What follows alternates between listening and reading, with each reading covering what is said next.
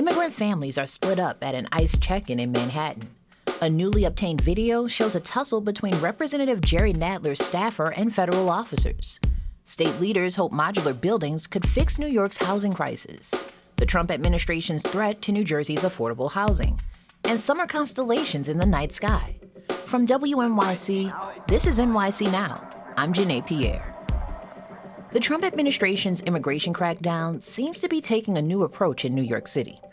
Immigrants appearing for required check-ins with a private contractor for U.S. Immigration and Customs Enforcement in Lower Manhattan are being arrested instead. Ambra Mujica Rodriguez sobbed as her husband was whisked away in a van.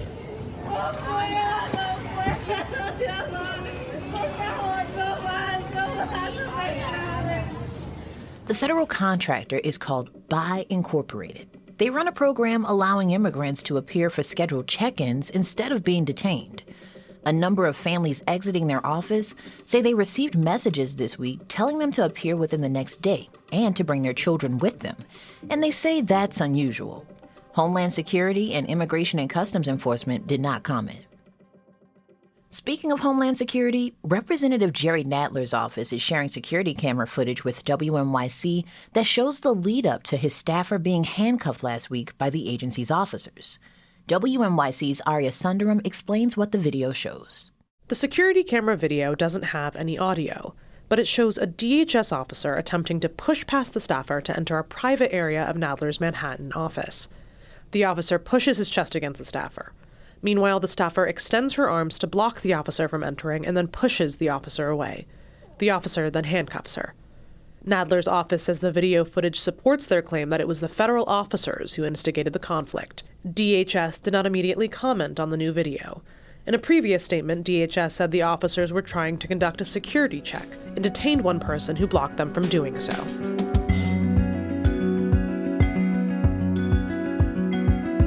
New York State's latest budget is allocating a lot of money for modular construction. Think sections of homes pre-built in a factory. WNYC's Arun Venugopal explains how this is just the latest attempt to address the state's affordability crisis. So, what's modular? If the conventional construction site brings to mind lots of carpenters and plumbers, drilling, banging things, lugging 2x4s, the modular construction site is different. Think of it more like shuffling a bunch of big Legos around. Each of those Legos represents a part of your home, the bathroom or the kitchen, which is made in a factory beforehand, then transported to its final address and clicked into place. According to developers and the management firm McKinsey & Company, it's nearly twice as fast and 25% cheaper, and almost entirely absent from the city's housing mix. Jason Van Nest is the executive director of the Center for Offsite Construction at New York Institute of Technology, and he says modular just hasn't found traction yet in America, even though we've been trying to do it for decades.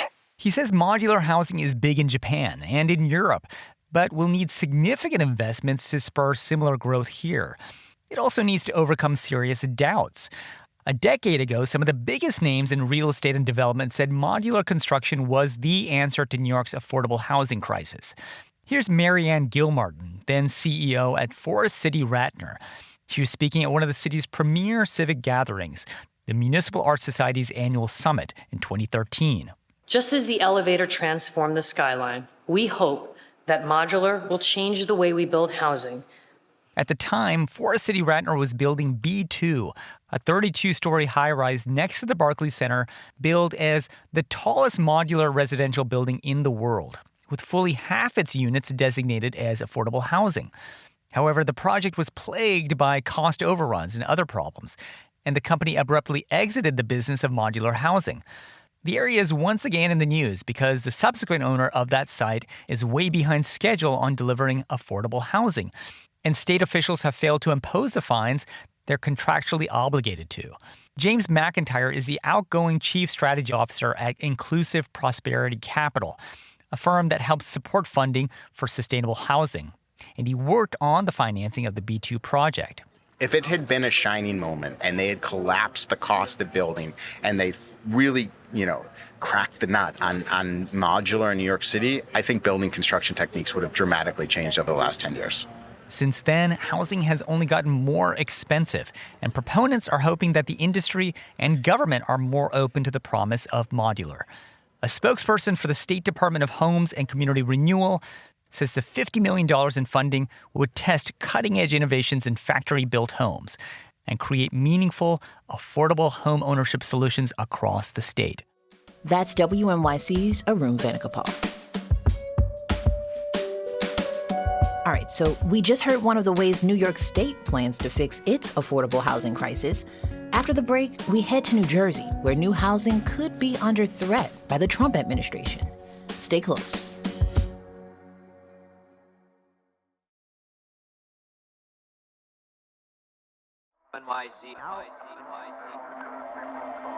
Later this month, Madison, New Jersey will open the state's first multifamily, energy-efficient, affordable housing development.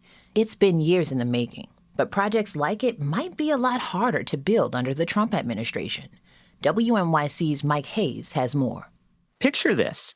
All your appliances powered by your own solar panel system.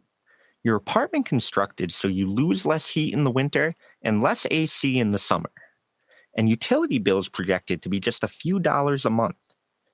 That's what Khadijah Smith and her family will be getting when they move into the Forum in Madison, New Jersey in a few weeks. Number one, it's efficient, it's affordable, and it's brand new, it's compact.